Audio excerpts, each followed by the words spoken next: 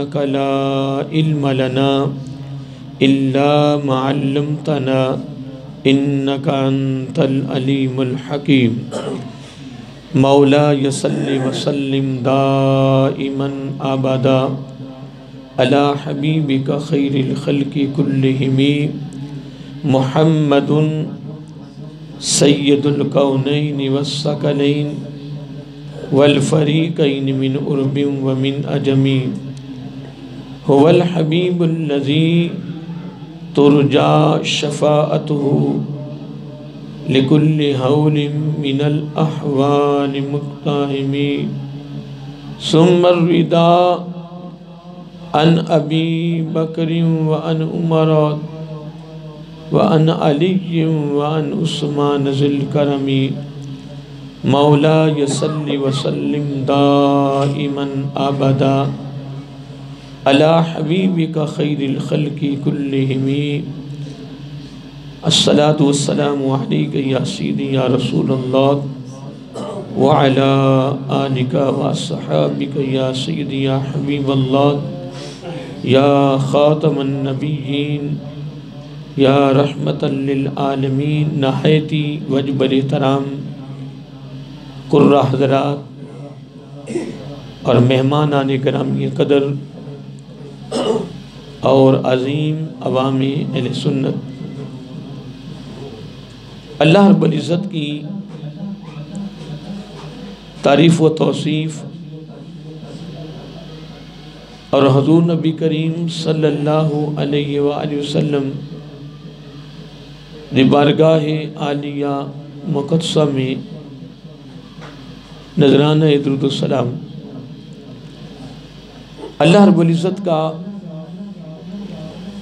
بے پایاں کرم ہے، اس کی خصوصی مہربانی ہے کہ اس نے ہم سب کو اپنے پیارے محبوب علیہ السلام دی امت اندر پیدا فرمایا، اور خالق کائنات کا بے پایاں احسان ہے کہ اس نے اپنی توفیق اور اپنے محبوب علیہ السلام کے توسل سے ایمان جیسی عظیم الشان نعمت سے مالا مال فرمایا۔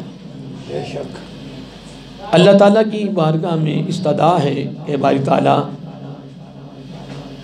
پیارے محبوب علیہ السلام کے توسل سے ہم سب کو ایمان پہ زندہ رکھ اور ایمان پر ہی موت عطا فرما، ایماندار عادل سربراہ عطا فرما، اور آخری سانس تک غیروں کی محتاجی سے محفوظ فرما اور اپنا ہی محتاج رکھ۔ اللہ تعالیٰ ہم سب کو اس دعا کو اپنی زندگی کا معمول بنانے کی توفیق عطا فرمائے۔ دو باتوں پر میں پیغام دیتا رہا ہوں، یاد دہانی کراتا رہتا ہوں، کیونکہ یہ دونوں پیغام، دونوں عمل بہت ضروری ہیں، اور اس میں دنیا اور آخرت کی بھلائیاں بھی ہیں، کامیابیاں بھی ہیں، بخشش بھی ہے، مغفرت بھی ہے، خاتمہ بالخیر بھی ہے۔ تو اس لیے دوستو خود بھی یہ کرتے رہا کریں، گھر والوں کو، دوست احباب کو، رشتہ داروں کو، اہل محلہ کو یاد دہانی کراتے رہا کریں۔ آقا علیہ السلام نے اپنی امت کے ساتھ بڑی شفقت فرمائی ہے، بڑا پیار کیا ہے، اور ان کے دامن میں امت کی بڑی محبت تھی۔ آقا علیہ السلام نے اس لیے اپنی امت کو خوبصورت سبق اور درس اور فکر دیا کہ اپنی کامیابی کے لیے، خاتمہ بالخیر کے لیے یہ دعا کرتے رہا کریں کہ یا اللہ ہم سب کو ایمان پہ زندہ رکھ اور ایمان پر ہی موت عطا فرما۔ یہ آقا علیہ السلام نے خصوصی طور پر اپنی امت کو یہ تحفہ اور انعام دیا ہے۔ تو اللہ تعالیٰ مجھے اور آپ کو پیارے محبوب علیہ السلام کی دی ہوئی تعلیمات پر عمل پیرا ہو کر زندگی بسر کرنے کی توفیق عطا فرمائے۔ حضرات محترم صاحب خانہ نے اپنے گھر میں کافی مہینوں سے درس قرآن بصورت اصلاحی، تربیتی، روحانی، فکری، علمی تقریب سعید کے حوالے سے پروگرام شروع کر رکھا ہے۔ اللہ تعالیٰ ان کے اس پروگرام کو ان کی نسل میں قیام تک جاری و ساری فرمائے۔ یہ ایک حلقہ علم ایک مہینے کے بعد الحمدللہ قائم ہو جاتا ہے، جس میں کچھ اصلاحی، کوئی تربیتی باتیں ہو جاتی ہیں قرآن و سنت کی تعلیمات کے حوالے سے، اور وہ لوگ خوش نصیب ہیں کہ جو الحمدللہ قرآن و سنت کی تعلیمات سے سرفراز ہوتے رہتے ہیں اور ایسا حلقہ علم میں بیٹھتے رہتے ہیں اور مستفیض ہوتے رہتے ہیں، اور ہونا بھی چاہیے۔ یہ پروگرام جاری رکھا کریں، اور انشاءاللہ تھوڑے سے وقت میں ایک دو باتیں انشاءاللہ میں نے سورۃ القصص پارہ نمبر 20 اس کی آیت نمبر 55 اس کو میں نے تلاوت کرنے کا اور آپ نے سننے کا شرف حاصل کیا ہے۔ یہ اللہ تعالیٰ کا کلام ہے، اللہ تعالیٰ کا کلام ہے۔ آقا علیہ السلام نے فرمایا کہ جو پوری زندگی اللہ تعالیٰ کے کلام کے ساتھ وابستگی رکھتا ہے، جڑا رہتا ہے، پڑھنے، پڑھانے، سمجھنے، سمجھانے، عمل کرنے، عمل کروانے کی ترغیب کے حوالے سے، ہر لحاظ سے، ہر جہت سے، ہر پہلو سے، ہر رخ سے وہ قرآن کے ساتھ جڑے رہتے ہیں، لگے رہتے ہیں، قرآن کے ساتھ اللہ تعالیٰ کا کلام سمجھ کر پیار کرتے رہتے ہیں۔ تو حضور نبی کریم علیہ السلام نے پھر بڑا خوبصورت ارشاد فرمایا اور گارنٹی بھی دی اور ضمانت بھی دی۔ فرمایا میری امتی موت، قبر، میزان، پل صراط کا، جنت میں داخل ہونے تک کا بہترین یہ الفاظ ہیں۔ اس کا مفہوم یہ ہے بہترین ساتھی اور رفیق قرآن مجید ہے۔ اب دوستوں آپ کو پتہ پھر بڑے ہیں ہمارے اور بڑے دعوے کرنے والے ہیں، حتیٰ کہ جان قربان کرنے کے دعوے ہیں، لیکن الحمدللہ یہاں ماشاء سب اہل علم بیٹھے ہیں، اہل تجربہ بیٹھے ہیں، اہل عقل اور شعور بیٹھے ہیں۔ جب آدمی کی روح نکلتی ہے تو وہ اکیلے ہی جاتا ہے، اور بڑی بڑی محبت کرنے والے، جان قربان کرنے والے، ان میں سے کون ساتھ جاتا ہے؟ یہ رب کا قانون ہی نہیں ہے، اصول ہی نہیں ہے، قرآن و سنت کی تعلیمات کے حوالے سے یہ رب کا نظام ہی نہیں ہے۔ جو دنیا سے گیا ہے وہ اکیلے ہی جائے گا، وہ تنہا جائے گا، لیکن قربان جائیں۔ کتنا خوبصورت آقا علیہ السلام نے درس دیا اپنی امت کو، اور پھر اگر امتی اپنے نبی کی بات کو سن کر اگر وہ عمل نہیں کرتا تو پھر مقدر کی بات ہے، نصیب کی بات ہے۔ جب تیرے اور میرے آقا علیہ السلام نے فرما دیا کہ موت، قبر آگے، میزان آگے، پل صراط، جہاں تک کہ جنت میں داخل ہونے تک کا جب نبی گارنٹی دے رہا ہے دوستوں، تو ہم قرآن سے کیوں نہیں جڑتے؟ بے شک ہم قرآن کے ساتھ اپنا تعلق محبت کیوں نہیں جوڑتے یار؟ یہ کلام ہے، اور کلام بھی کلام الہیہ ہے، کلام الہیہ ہے، اللہ تعالیٰ کا کلام ہے۔ اس لیے دوستوں میں اس ماہانہ درس قرآن کے موقع پر ضرور عرض کروں گا، شرمائے نہ، بولیے شرمائے نہ، محبت کریں، پیار کریں اللہ تعالیٰ کے کلام کے ساتھ۔ کریں گے نا؟ بس جڑ جائیں اس کے ساتھ۔ یقیناً اکیلے جانا ہے نا، تنہا جانا ہے. تو آقا علیہ السلام نے فرمایا پریشان نہیں ہونا، پریشان نہیں ہونا، تو قرآن کے ساتھ جڑ جا، گارنٹی میں دیتا ہوں. تو قرآن کے ساتھ محبت کر، پیار کر، قرآن کو پڑھ، قرآن پڑھا، قرآن پر عمل کر، اس میں تدبر کر، اس میں غور و فکر کر، رب کا کلام سمجھ کر، قرآن کے ساتھ وابستگی مضبوط کر. فرمایا کہ کام تیرا ہے، گارنٹی میری ہے، ضمانت میری ہے. گارنٹی کیا ہے؟ موت، قبر، میزان، پل صراط، جنت میں داخل ہونے تک کا بہترین ساتھی اور رفیق قرآن مجید ہے. بے شک. اس لیے میں کبھی کبھار اکیلا سوچتا ہوں کہ یار جو قرآن نہیں پڑھے ہوئے وہ کیا سوچ رہے ہیں، وہ کن سوچوں میں ہیں؟ کیا وہ قرآن پڑھنے کے بغیر قبر میں چلے جائیں گے؟ میں کبھی کبھار سوچتا ہوں نا تو میری عجیب کیفیت ہو جاتی ہے، عجیب کیفیت ہو جاتی ہے کہ وہ قرآن پڑھنے کے بغیر چلے جائیں گے. یار قرآن ساتھ لگے رہو، پڑھتے رہو. انشاءاللہ انشاءاللہ جہاں کوئی نہیں ہوگا وہاں قرآن ہوگا. یہ بھی جملے حدیث پاک ہے. آئیے محترم، سورۃ القصص پارہ نمبر 20 اور آیت نمبر میں نے بھی بتائی.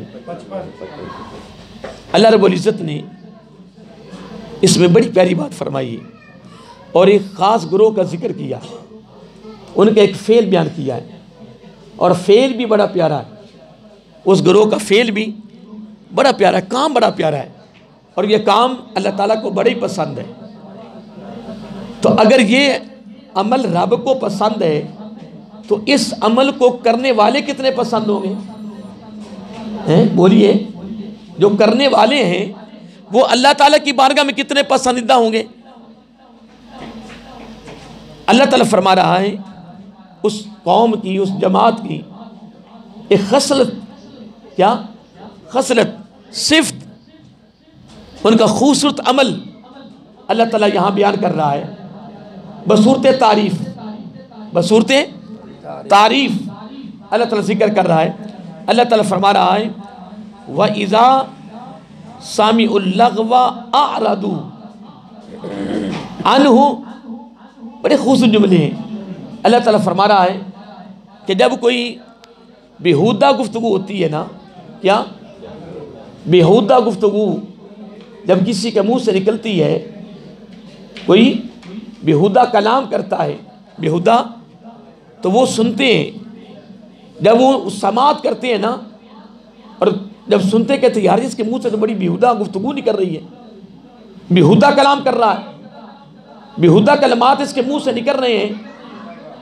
تو جو اللہ والے ہوتے ہیں، خوف خدا رکھنے والے ہوتے ہیں، آخرت پر نظر رکھنے والے ہوتے ہیں اور اپنی اصلی اور دائمی گھر کے لیے جو تیاری میں دن رات محنت، جد و جہد اور کاوش کر رہے ہوتے ہیں، جن کے دلوں میں خوف خدا ہوتا ہے. کیا ہوتا ہے؟ خوف خدا ہوتا ہے، جن کے دلوں میں اللہ کا ڈر ہوتا ہے. پھر جب وہ بیہودہ گفتگو سنتے ہیں نا، بیہودہ گفتگو کے کلمات، وہ جملے جب وہ سنتے ہیں، اللہ تعالیٰ فرماتا ہے اعرضوا عنہ، پھر وہ اس سے اعراض کرتے ہیں. کیا کرتے ہیں؟ اعراض، یعنی پرہیز کرتے ہیں، اس سے دور ہو جاتے ہیں، اس میں شریک نہیں ہوتے. کیا اس میں شریک نہیں ہوتے، بیہودہ گفتگو کو ناپسند کرتے ہیں. اور ان کا بیہودہ گفتگو کا ناپسند کرنا اللہ تعالیٰ کو پسند ہے. ان کا یہ عمل کون سا؟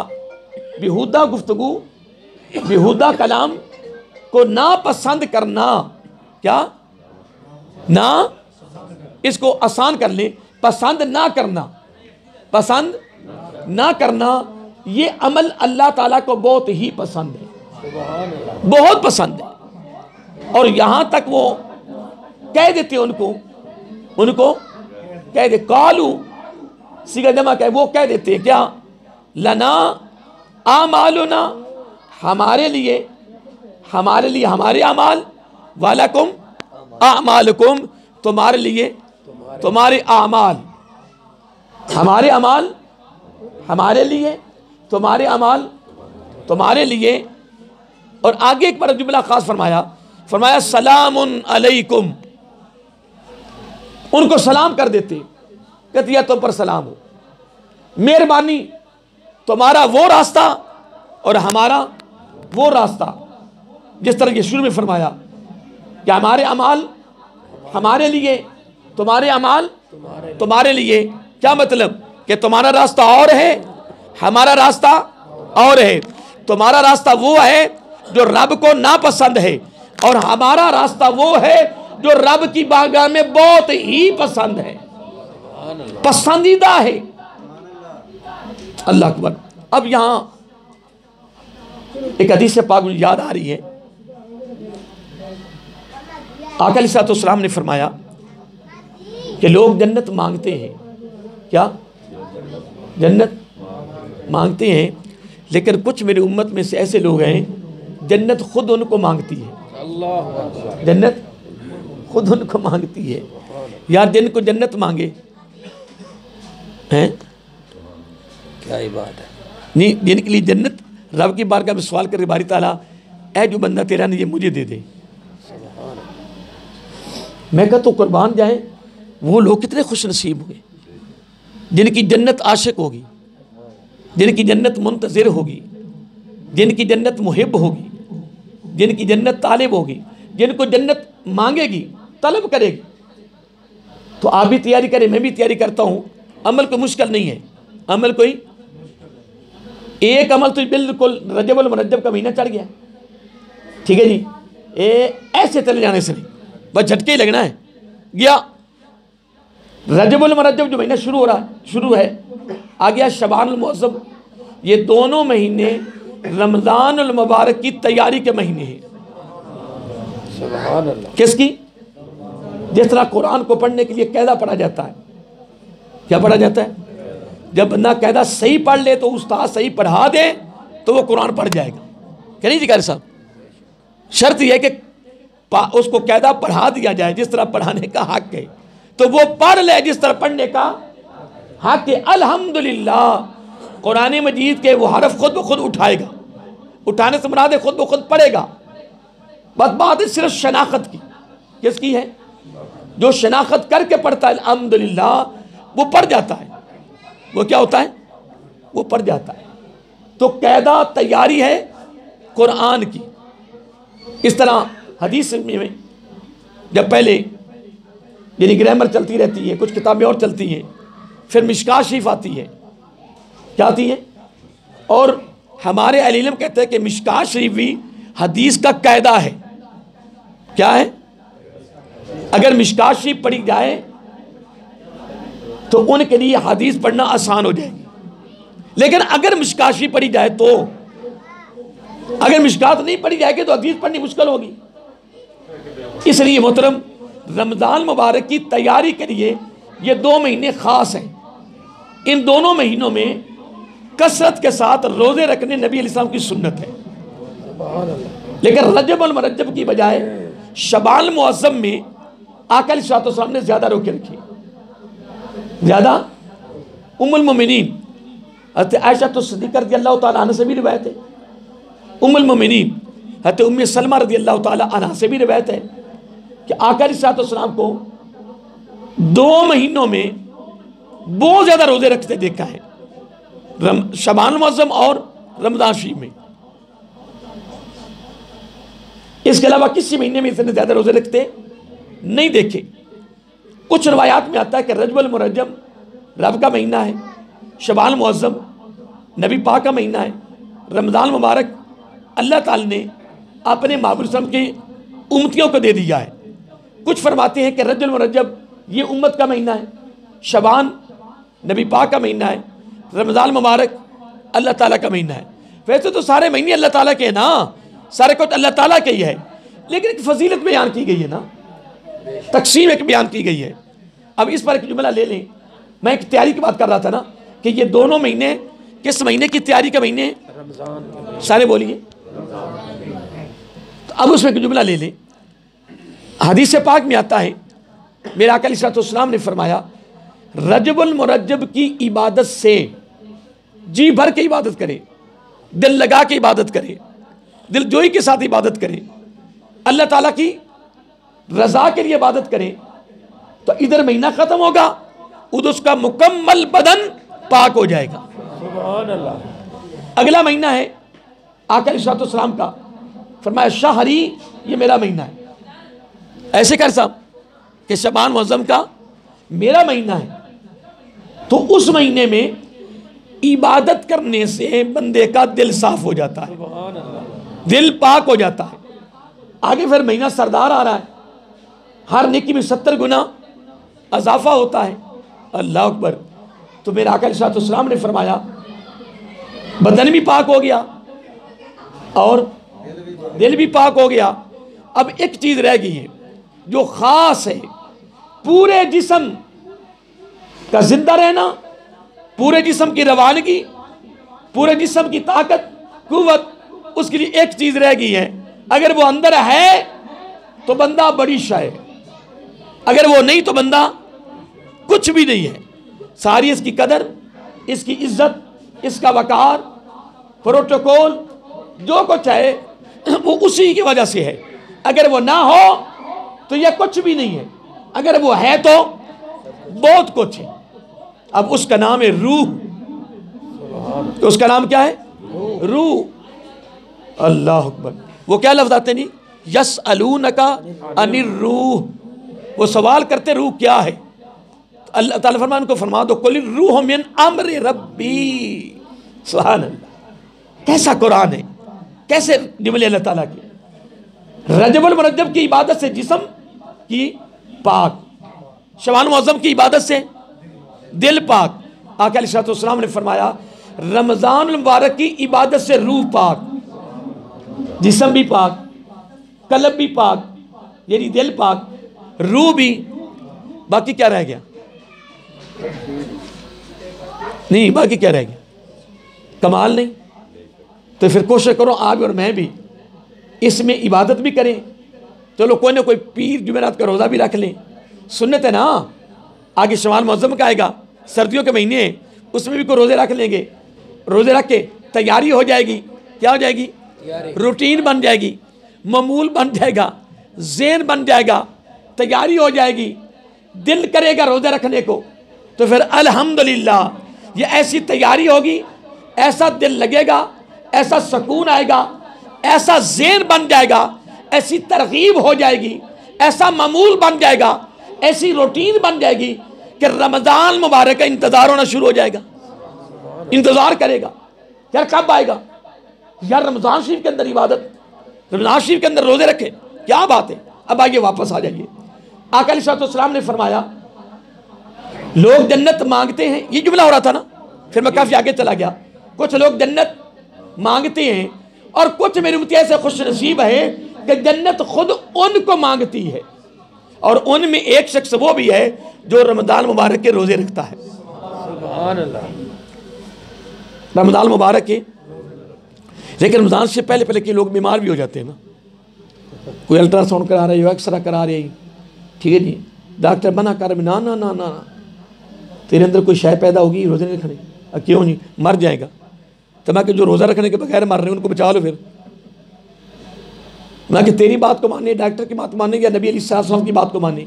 آقا علیہ السلام روزہ شفا ہے، روزہ شفا ہے، روزے میں صحت ہے، روزے میں طاقت ہے، روزے میں لطف ہے، روزے میں سرور ہے، روزے میں سکون قلب ہے، بلکہ میں کیوں نہ کہوں روزے میں اللہ کی رضا ہے، اللہ تعالیٰ کی خوشنودی ہے، اللہ تعالیٰ کے قرب کو حاصل کرنے کا بہترین ذریعہ ہے۔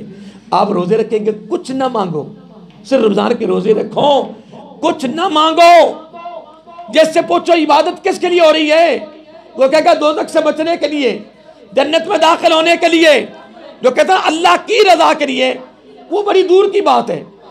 وہ لوگ بڑے کم نظر آتے ہیں، وہ نظر ہی نہیں آتے۔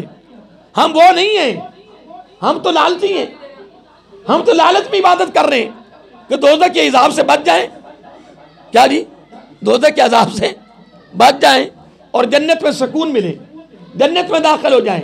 لیکن محترم آج اس ماہانہ درس قرآن سے یہ تحفہ دامن میں لے کر جائیں، زبان نبوت، زبان رحمت کے الفاظ کلمات ذہن نشین کر لیں کہ جو رمضان مبارک کے روزے رکھتا ہے وہ نام ہی مانگے جنت خود اس کی عاشق ہو جاتی ہے۔ جنت خود اس کی عاشق ہو جاتی ہے، تیاری ہے نا؟ اور جنت اس کی طالب ہو جاتی ہے، جنت اس کی عاشق ہو جاتی ہے، بلکہ یوں نہ کہوں کہ جنت اس کی منتظر ہو جاتی ہے، جنت انتظار کرتی ہے، اور روزے رکھنے والا اس کا منتظر ہو جاتا ہے اور وہ منتظر ہوتی ہے۔ اس لیے انشاءاللہ میں بھی تیار ہوں، آپ بھی تیاری کریں انشاءاللہ۔ اور رجب اور رجب کا بھی مہینے چلا ہے تو انشاءاللہ اس کے بھی ماشاءاللہ کچھ 2-4 روزے رکھ لیں، آگے شمال موسم میں نبی پاک کی سنت سمجھ کے، نبی کا مہینہ سمجھ کر، پیار میں، محبت میں، عشق میں، لگن میں کچھ چند روزے وہ بھی رکھ لیں، زیادہ نہیں تو پیر اور جمعرات کا روزہ ویسے رکھنا نبی پاک کی سنت بھی ہے، بہانہ بھی بن جائے گا، 2 سنتیں ادا ہو جائے گی، ایک اس مہینے میں روزے رکھنے کی اور ایک پیر اور جمعرات کا نبی پاک کے روزے رکھنے کی سنت ادا ہو جائے گی۔ کہ نہیں قاری صاحب؟ دیکھ لیں دوہرا ثواب ہے کہ نہیں جی؟ دیکھو قاری صاحب نے بھی تصدیق فرما دی ہے، دوہرا ثواب کیا جی؟ اور نمبر 2 دوسرا بندہ کون ہے؟ جو بیہودہ کلام سے پرہیز کرتا ہے۔ ہائے ہائے، اللہ تعالیٰ فرما رہا ہے بیہودہ کلام میرے بندے پسند نہیں کرتے، بیہودہ کلام میرے بندے نہیں کرتے۔ جو بیہودہ کلام کرے، گالی گلوچ کرے، زبان پہ شکوے، زبان پہ غیبتیں، زبان پہ جھوٹ، زبان پہ دھوکے بازی کے الفاظ، گالی گلوچ کرے، وہ رب کے نہیں ہیں۔ رب کہتا ہے میرے بندے وہ ہیں جو بیہودہ کلام کرتے بھی نہیں، سنتے بھی نہیں۔ یہ قرآن کہہ رہا ہے، میں تو نہیں کہہ رہا۔ سورۃ القصص ہے، پارہ نمبر 20 ہے، ایت نمبر 55 تھوڑا دیکھ لو۔ اکرسہ بیٹھے اکرسہ بیٹھے تو یا کہ ترجمہ پڑھ لو۔ اللہ تعالیٰ فرماتا نہیں، میرے بندے نہیں سنتے، میرے بندے کرتے بھی نہیں ہیں۔